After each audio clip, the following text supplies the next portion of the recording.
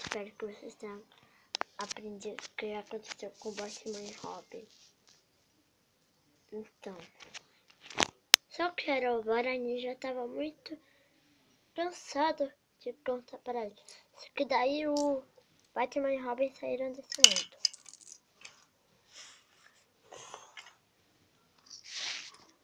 Daí Herobrine disse: ué, cadê eles?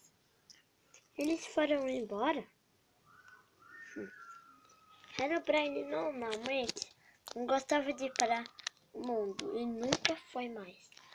Então daí Batman e Robin disseram: nós vamos para casa.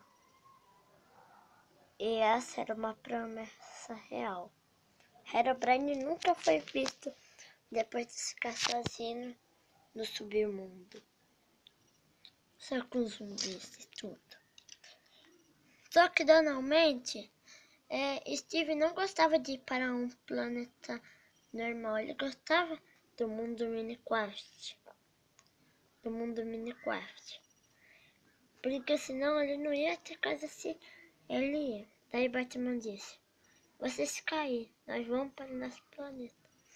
Daí Batman e Robin conseguiram ir para o seu planeta. E foram para a Batcaverna. E nunca mais foram para o mundo. Daí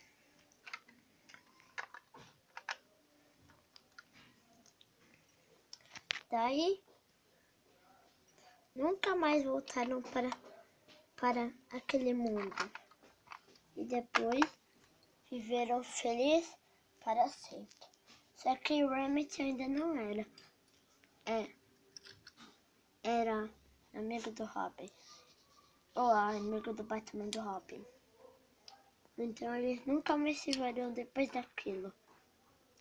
Nunca mais na vida eles se viram. E não foram amigos. Eles arranjassem uma coisinha. Então eu espero que vocês tenham aprendido.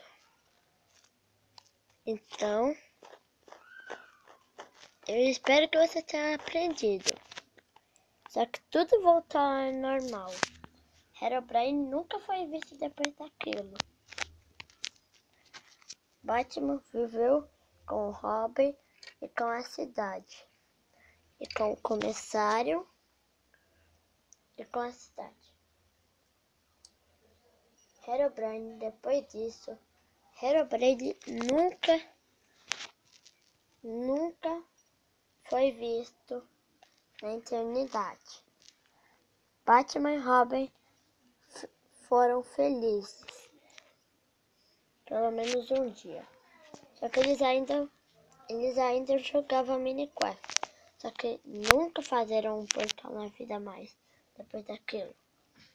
E o Emmett não sabia que Batman conseguiu sair daquele planeta. E ficaram felizes para sempre.